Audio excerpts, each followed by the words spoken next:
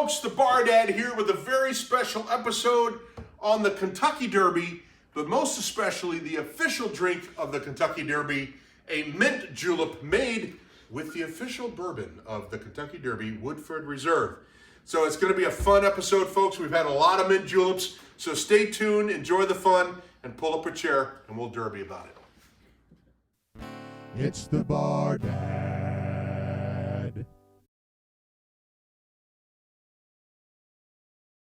Hey folks, welcome back to a very special Bar Dad episode on the Kentucky Derby and the quintessential Kentucky Derby drink, a mint julep. And this episode would not be complete without a quintessential Kentuckian. So I'm going to introduce my friend Tom. Thank you. How are you, brother? Good to see you. Good to see you. Good to see you. Tom has the distinction of being the only guest I've had on my show so far that at least is the same height or maybe a little taller than me. So I'm not having to look down at you. Okay. But we are talking about not just the Kentucky Derby, but we're talking about mint juleps, and we're going to have a lot of mint juleps today. I gotta ask you, what makes you, other than being born in the state of Kentucky, a Kentuckian? Well, I think most Kentuckians pretty much have bourbon running through their blood. Bourbon is not only a drink, it's a lifestyle. It's almost like water for us Kentuckians. Cheers. Sure. Some good small batch Woodford here. Love it. So, Tom says, hey, we need to do an episode on the mint julep because that's my culture. That's how I grew up. And I said, absolutely. Mint juleps are outstanding, and I think it's a great idea to kind of talk about the Derby, right, where it came from, and then we'll get into the mint julep. So, tell us about the Derby. What makes the Derby so important for the state of Kentucky? The Derby is the biggest event in the state of Kentucky. They have a 2-week build-up to the Derby. They have events. They have boat races. They have mini marathons. They have chow wagons. It's just a 2-week celebration leading up to Derby Day. And it is the best 2 weeks of the year to be in Kentucky. It is Which is funny, right? Because the event itself was only 2 minutes, right? It's like they call it the best 2 minutes in sports, right? So the 2 weeks, that's like foreplay, and then the actual that's event, a lot of foreplay. That's a lot of foreplay for 2 minutes, right? Yeah. It kicks see off. now that cut. I couldn't get it out of Teeing that up for you. Your wife wishes, right? For 2 minutes, I do. Hey, that's giving me a lot of credit. Yeah. So it's a big deal in the city, right? Have you been to the Kentucky Derby? I've been to the Derby somewhere between 10 and 15 times. The only reason why I don't have an accurate count is because I don't remember several of them. So tell me about your experience. So for those of us that have never been to Churchill Downs for a Derby, right? So talk to us about what that experience is like. So my first 10 trips to the Derby were in the infield. You always go to the third turn, where all the young college-age kids, and it's crazy. It's absolute mayhem. Drinking, passing out, vomiting, flashing, streaking, mud wrestling if there's rain. It's just out of control. It is so fun. The other 2 times, I went dressed up a little sophisticated, act like I had a little class, and sat in the stands. And that was also a great time, too. But vastly different. Vastly different, but the drinking is still there no matter whether you're at the third turn or whether you're on Millionaire's Row. You're going to be drinking a lot of bourbon. Ooh, which we will be today. Drink responsibly. So let's, we have a studio audience today. Studio audience? So let's pretend we're at the Derby. Ladies, we're at the third turn. What would we be experiencing? Crickets? I've never Crickets? been. Darn it! You didn't throw beads. Oh.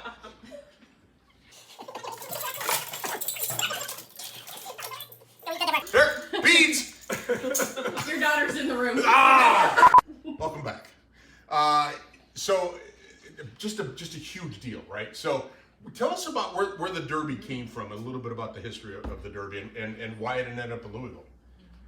You got that for that one. I got to do that.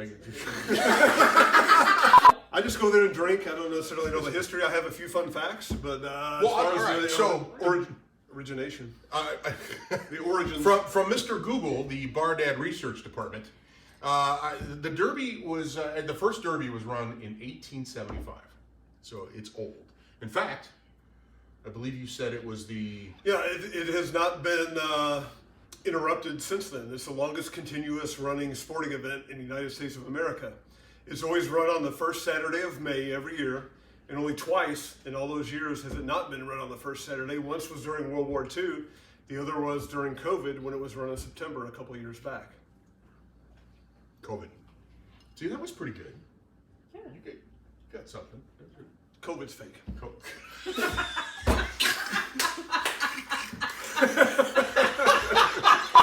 Here's a cool fact, right? For those nerds out there of history, the Derby was founded by William Meriwether Lewis Clark. There we go, Meriwether Lewis Clark, the grandson of William Clark of Lewis and Clark fame, right?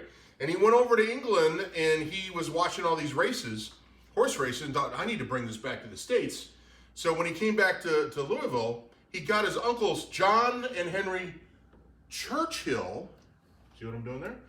And Bring it all together. Bring it all together. And they bought the land and created the Louisville Jockey Club, which eventually turned into Churchill Downs. And the first race was run in 1875. So that's pretty fascinating stuff.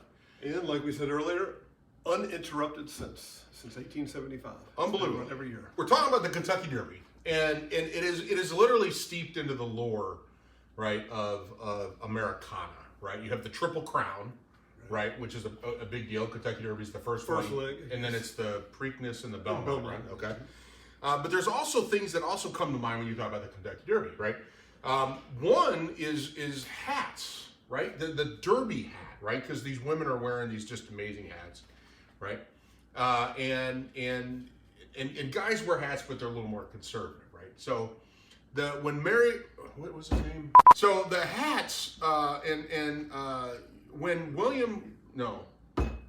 Meriwether? Meriwether Lewis Clark. We've been sampling mint juleps all day, but Meriwether Lewis Clark, when he was over in Europe, they were all dressed to the nines, right? And when he came back, he's like, we're gonna head this race, but everybody comes in dressed in the morning best, which is like, you know, men in the morning coats and the grays and things, and the women have the really big hats, right? So the first race fashion was synonymous with the Derby, and women were encouraged to wear their spring fashions, and so it was like this big display, kind of a parade of hats. By the way, Willie, why do you keep wanting to call him William? Meriwether recruited women, like good-looking women, to wear clothes that encouraged his clientele that he wanted for his race to come in. So he kind of pimped out the fashion. Works every time. Never fails. Meriwether. Cheers, bro. So throughout the centuries, there's only once, well, two now because of 150 centuries. Hats was a big part, right? But the big hat thing didn't come into play until like the 1960s, where the fashion was kind of wild and women started wearing big hats. Now, they also wear these little things on the head, not the big hats. They're called Fascinators. Fascinators. And I learned that yesterday. So, why are they called fascinators? I don't know, but I'm fascinated by that. I'm fascinated how they stick to the heads of, you know, it's like sideways on the side of the it's head. like, you know, staple gun or something like that. You know, that's It defies gravity. It does. But men have hats too, and they're a little more conservative. You have your I hat. have my derby hat right here.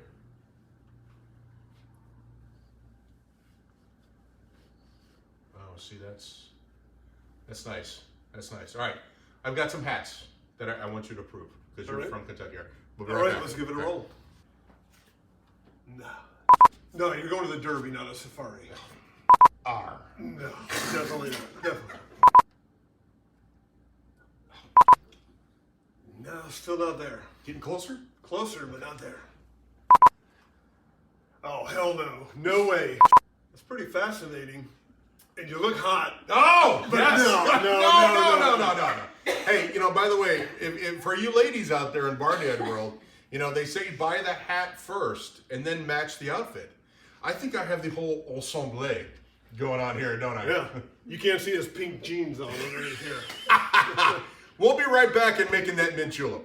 All right, folks, welcome back. And now we're going to talk about the mint julep, which is the official quintessential drink of the Kentucky Derby, made with Kentucky's own Woodford Reserve, the official bourbon of the Kentucky Derby.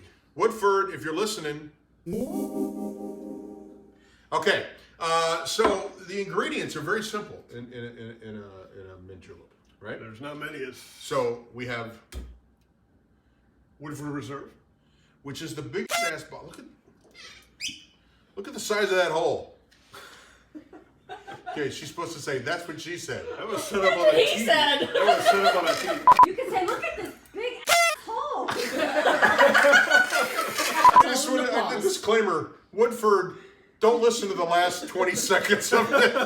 Okay, so we got our Woodford Reserve, and then we have simple syrups, right? Yes. So I like making my own simple syrup. So the simple syrup here is just a cup of sugar and a cup of water, and you boil it until all the sugar melts. But I thought it would be very cool to make mint infused simple syrup. So it's a cup of sugar, a cup of water, and a cup of fresh mint, and you let that steep for about an hour. And we're gonna make it with this because it's truly outstanding. And then you can't have a mint. So it sounds very good. Yeah, With the mint it's in there. fantastic. So you can't have a mint julep. Here we go. Here's a test. You can't have a mint julep unless you have Mint. mint. Nailed it. Now we are going to make mint juleps. I'm so The excited. best part. I The know. best part. Can't wait. I know. Can't Okay. wait. Let's do it. So, by the way, normally mint juleps are served traditionally in the mint julep cup, which is made of metal or silver or gold. They actually sell a $3,000 mint julep at the Kentucky Derby made out of a solid gold cup. But you brought these cups. You want to tell us a little bit about these cups here? Yeah, now back in the old days when I grew up, which was a long time ago, the mint juleps at the Derby were served in these cups. And they have the year of the Derby, and they have every winner of every Derby printed on the cup. So they're very cool, very collectible. There you go. So we're going to make our mint juleps in these. Now again, normally served in the metal cup. So if you have a Moscow Mule cup or an actual julep cup, recommend that. But to honor your experience at the Derby, these cups here. All right. So first thing we need to do is we need to take some fresh mint. Right here. Go ahead and take some fresh mint and put about, I don't know, 5 or 6 leaves in the bottom of your cup. Now there's a couple of different methods to do this. Some people will take the mint leaf and will like rub it around the inside of the glass. No stems, right? Or they'll take the whole thing and they'll just kind of do one of these things and allow the oils and essence of the mint to be in there. I'm okay with the muddling. I think that's kind of a decent thing to do, right? So you got that in there? Yes, and it really brought the smell out by. It Swirling around killed the the rim. smell, but I love the mint that's coming from that. Okay. Smells great. So now you can choose, since you're making your own. You got the regular simple syrup, which is the official recipe, half ounce of simple syrup, or do you want to use the mint infused syrup? Well, I'm a traditional kind of guy. In honor of Woodford, I'll go with the traditional. You can use the mint. Okay, if you so fill that prefer. about halfway. About there. Okay. All right, and I'm going to use the mint infused syrup. Right about there. All right, you have your muddler? I have my muddler. Now- Muddler in hand. Muddlers should be wood, not metal. Wood muddlers. Now, we don't want to crush it. We don't want to separate the mint, make little pieces in there, but you just want to kind of push it down. Kind of bring out the mint. Let it escape from the leaves. Yes, you're so romantic when you talk about muddling mint. That's the way I roll. I tell you. So, God, it smells fantastic, doesn't it? I mean, it's... Yeah, you can really smell the mint in this. Now, a mint julep, by the way, is not... Stay. The house is crooked. The mint julep is not a real sweet drink. It's very bourbon forward, right? And so the traditional recipe calls for 2 ounces of bourbon. And we're using Woodford Reserve, the official bourbon. The official sponsor of the bourbon, Kentucky Derby. the Kentucky Derby. That was smooth. Woodford Reserve, the official bourbon of the Kentucky Derby. All right. Oh, and I'm gonna need a little more. You know me. There we go. Okay. So as I was saying, the mint julep, though it has simple syrup in it, it's still a bourbon forward drink. So you want to make sure that the bourbon comes forward, right? And you taste it, and it's not buried by the mint and the simple syrup. So now we need to put some ice in it. Now, it is part of the tradition that you use crushed or shaved ice. So you can never do this and be neat. So I'm just going to throw some shaved ice in there, right? I'm going to do some on my side here. Because the when it melts, it actually becomes a part of the drink, the water that is created, right? And you want to take your lightsaber, right? And you just want to mix that a little bit in there, so not real fast. You don't want to break up the mint, but you want to, mix the simple syrups and the mints and the bourbon together, right? Until you got that at a pretty good pace. And then you want to top it off with more ice. Now, when you use the traditional mint julep cups, it's kind of cool because the ice kind of comes over the top of it, and it's kind of a really neat little effect with a mound of ice at the top, right? All right, once you find us 2 good sprigs of mint in there. 2 good sprigs of mint. There we go. Now, we gotta do this. So take your mint sprig, right? And I want you to put it in your hand like this, and I want you to slap your mint. Spank my mint. Spank your mint. Yeah. Ooh. Wow. Now. Wow, that really released the smell. It really released the smell. All right. So now we're gonna get a couple of straws. Now, the secret is you put your straw. And by the way, when you drink like an official, like you need a 24 karat gold solid gold straw. We have a cheap budget here at the Bar Dad. You want to put your straw right next to the mint, so when you sip, you get the odor of the. My good friend from Kentucky. Cheers! Cheers to you and the Kentucky Derby. Happy Derby Day. Happy Derby Day.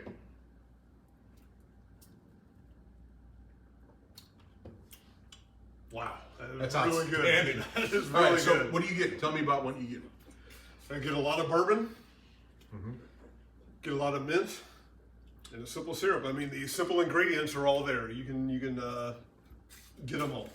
Excellent. You're absolutely right. You get the bourbon forward, but it's not edgy, right? It doesn't burn, right? Yeah, it's not like doing a shot or anything. You got the water from the crushed ice, and you've got the simple syrup. I'm going to sip yours because you have the non-mint. That's actually pretty good too. It is pretty good. How is it with the mint simple syrup? It's real, Very minty. very minty. It's good, and the simple syrup kind of rounds out the edges of the bourbon. But you've got 2 ounces of bourbon. I think we got 2.5 ounces in it. So what would you recommend? I would say that is better than the non-mint. Because you get simple more syrup. of the mint Yes, piece of it? yes. Okay. Very good. So we're going to make these for our studio audience. They've been waiting patiently, and we'll be right back. We have had a great day talking about the Derby and all about fashion. Right? It's been an absolute pleasure, Tom, having you come by today and share your stories about the Derby. And you're a good friend, and I appreciate you being a part of this experience with me. Thank It's you. been great to share the traditions of Kentucky, and it's also a tradition of America, the Kentucky Derby. Great event. We had a whole episode of Kentucky, or about Kentucky, never once mentioned roadkill. Squirrel is good. Squirrel is good. But I will tell the Bar Dad audience, waiting for us after this is a traditional Derby feast with hot brown sliders.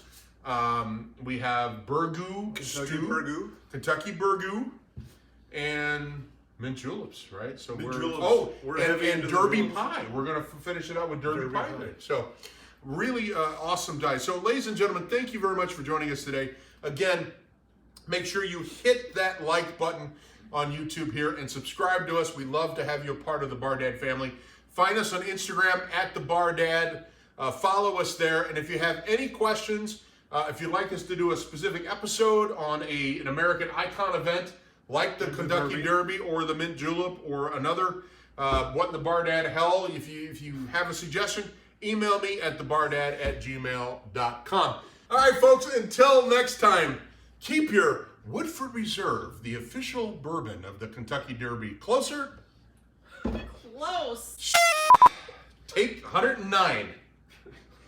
Hey, Bar Dad folks, until next time, keep your Woodford Reserve, the official bourbon of the Kentucky Derby, close, and your fascinator closer. Giddy up. Keep your friends close and your scotch closer. It's the Bar Dad.